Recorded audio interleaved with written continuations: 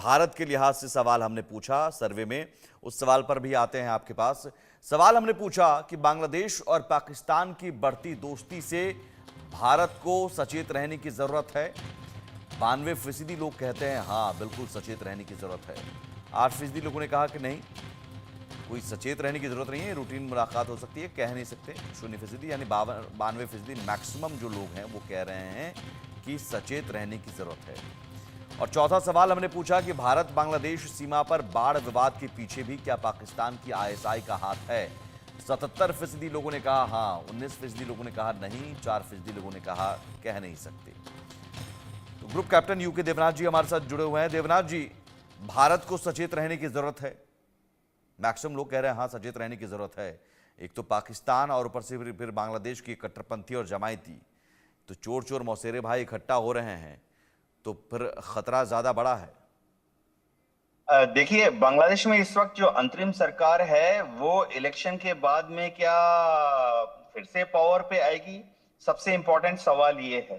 और भारत सरकार ने, विदेश मंत्रालय ने अभी बार बार यह संकेत दिए हैं कि भारत बांग्लादेश के साथ जो संबंध है उनको नॉर्मलाइज यानी शांत तरीके से मेंटेन करना चाहता है। बांग्लादेश में बीच बीच में जो विरोधी ताकतें उड़ रही हैं, ये देखना पड़ेगा कि ये जो आवाज बांग्लादेश से आ रही है, ये ज्यादातर आवाज जो है उनके सोशल मीडिया में है, भारत विरोधी एलिमेंट। बांग्लादेश के हाई कमिश्नर या बांग्लादेश के विदेश मंत्रालय से भारत के विरुद्ध कोई ऐसे स्टेटमेंट आते नहीं है। अभी जैसे बॉर्डर का डिस्प्यूट है, बॉर्डर डिस्प्यूट, इंडिया ने जो बांग्लादेश बॉर्डर पर फेंसिंग करनी शुरू हुई है, ये तो 3 साल पहले, 2 साल पहले चालू हो गई थी।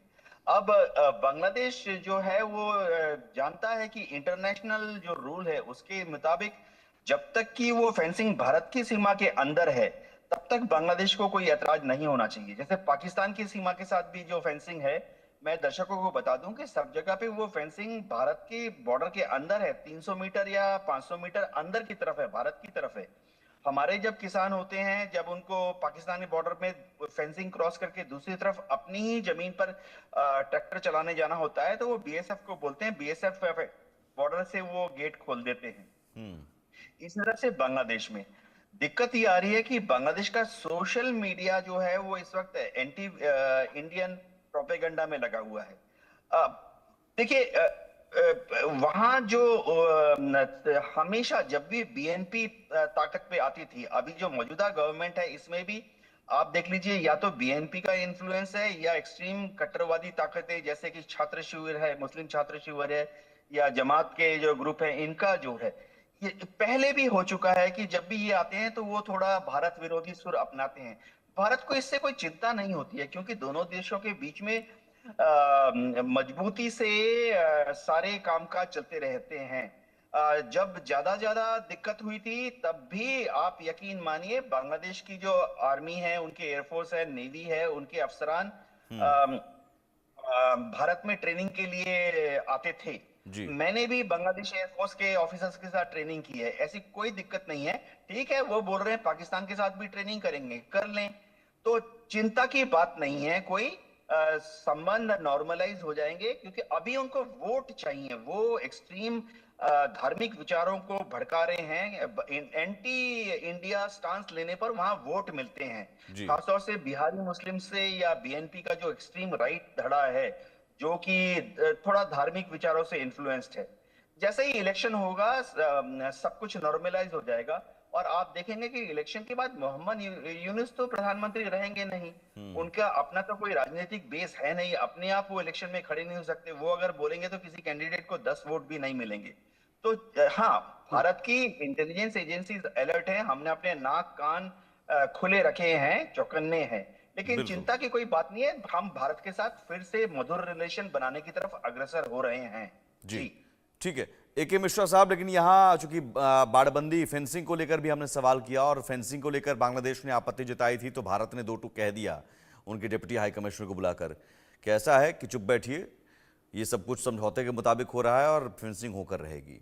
तो ये दर्द जो अचानक निकला बांग्लादेश का, मोहम्मद यूनुस का, वहाँ के गृह मंत्री जो गृह मंत्रालय के सलाहकार हैं जहांगीर चौधरी, उनका जो दर्द निकला, ये दर्द दरअसल आईएसआई का, पाकिस्तान का है। तो अब ये इस मुलाकात को क्या इस नजरिए से भी देखें कि साहब फेंसिंग अब वो लोग कर रहे हैं, अब तो फिर रास्ता ही नहीं बचेगा, कैसे जाएंगे, अब नई स्ट्रेटजी बनानी पड़ेगी भारत के खिलाफ कुछ साजिश रचने के लिए, आतंकियों को भेजने के लिए। नहीं, देखिए, फेंसिंग करने से होता क्या कि जितने इनके इलीगल तरीके से काम या एजेंडा होते हैं, बॉर्डर उसके लिए ओपन, अगर भाई वार होता है या इंडिया को प्रेशर में रखना है तो जिहादियों को अंदर भेजा जाए। और ये पॉलिसी किसकी थी? ठीक वही पॉलिसी जो पाकिस्तान की आईएसआई ने कश्मीर में अपनाया था कि 1000 कट्स देंगे और बॉर्डर पार भारत के अंदर वो आतंकवादी भेजते थे।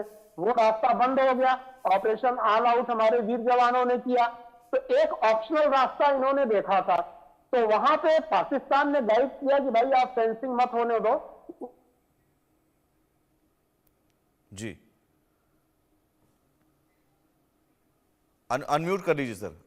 हाँ, जैसे कि मान लीजिए कि कुछ, हाँ अनम्यूट है जी। कुछ ऐसे भी रीजन हो सकते हैं, जैसे कि मान लीजिए कुछ डिस्प्यूटेड एरिया है, कुछ गांव इस तरफ है, कुछ गांव उस तरफ है, तो उसको पीसफुली भारत हमेशा सम्मान करता है।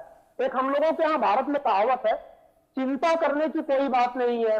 दुनिया में इस वक्त और पहले भी जितनी भी छोटी बड़ी हलचल हो रही है, भारत और भारत सरकार की निगाहें हैं।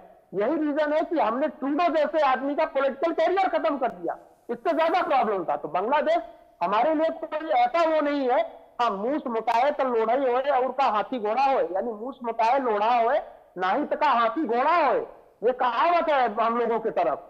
बांग्लादेश कितना भी उछलेगा, क्या करेगा, आप मुझे बताइए, किसी भी तरीके से। और जिस हिसाब से ट्रंप वगैरह आ रहे हैं, कंडीशन उसके अगेंस्ट होती जा रही है, और पाकिस्तान भी मिलकर क्या करेगा, दोनों 1+1 मिलकर 2 हो जाएंगे, 11 नहीं हो पाएंगे, ये मान के आप चलिए। तो अलर्ट रहने की जरूरत है। सिचुएशन भारत के फेवर में है, पड़ला भारत के फेवर में है। बिना कोई खून खराबा किए हुए हम अपने आप उनको सुधार रहे हैं। अलर्ट रहने की जरूरत है, अलर्ट रहने की जरूरत है। लेकिन जो देवनाथ जी कहावत और भी, चूंकि ए.के. मिश्रा साहब ने कहावत कहा, एक कहावत और भी है कि सांप भी मर जाए और लाठी भी ना टूटे। तो बिना लाठी तोड़े एक तो हमने कनाडा में दिखा दिया, अब यहाँ पर भी क्या बिना लाठी तोड़े इलाज हो रहा है अंदर अंदर? नहीं, यहाँ तो लाठी भी चलाने की जरूरत नहीं है। मैं तो लाठी, सांप को मारने के लिए तो लाठी चलाने की जरूरत है, यहाँ लाठी चलाने और दिखाने की जरूरत भी नहीं है। भारत अपने आप को इनके इन्फिल्ट्रेशन को रोक के रखे, मतलब उधर से लोग इधर ना आए, कोई कुछ करने की जरूरत नहीं, वो अपनी मौत खुद ही मर जाएगा। मैं आपको बता दूं, उसके पास कोई रिसोर्स नहीं है, खाने पीने के लिए नहीं है। कितने दिन पाकिस्तान और बांग्लादेश के बीच में डिस्टेंस 3000 किलोमीटर का है। जिस दिन हम चाहेंगे अपने एयर स्पेस और नेवल को ब्लॉकेट कर देंगे, जो 1971 में भी किया था। इनके पास तो इतना किराया भी नहीं होगा कि अगर भारत को बाईपास करके अपने हवाई जहाज को श्रीलंका के ऊपर उड़ाते हुए बांग्लादेश आए और जाए। इनके ट्रेनर भी नहीं आ पाएंगे। अभी शायद जो गए होंगे तो भारत का जो है एरो स्पेस इन्होंने यूज किया होगा, वो दरिया दिली है भारत की। अगर उन्होंने किया है तो दे रहे हैं भाई, पैसेंजर वगैरह आते जाते रहे। हम अगर वही ब्लॉक कर देंगे तो ये सारी चीजें दोनों के संबंध से एकदम टूट जाएंगे। जिस दिन चाहेंगे उस दिन हम फोर्सफुली तलाक तलाक तलाक का हवा करके हलाला भी करवा देंगे।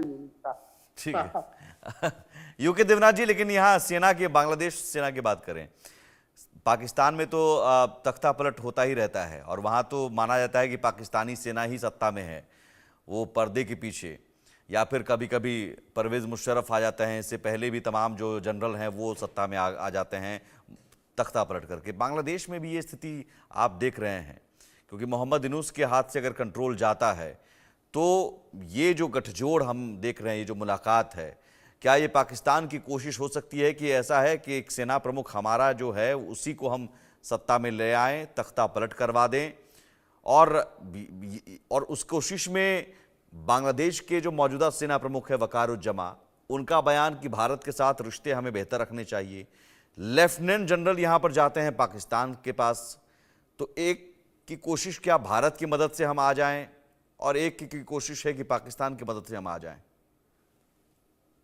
देखिए, बांग्लादेश की फौज पॉलिटिकली हमेशा से बहुत एक्टिव रही है। इस बार भी बांग्लादेश की फौज में समझ लीजिए 2 या 3 धड़े तो हैं। एक धड़ा ऐसा है जिनको अफसर जब प्रमोशन मिल रही थी, कर्नल से ब्रिगेडियर बने, ब्रिगेडियर से मेजर जनरल, लेफ्टिनेंट जनरल बने, तो शेख हसीना ने और अवामी लीग ने आगे बढ़ाया। इसमें मेन नाम आ जाता है मेजर जनरल मोहम्मद शाहीनूल का।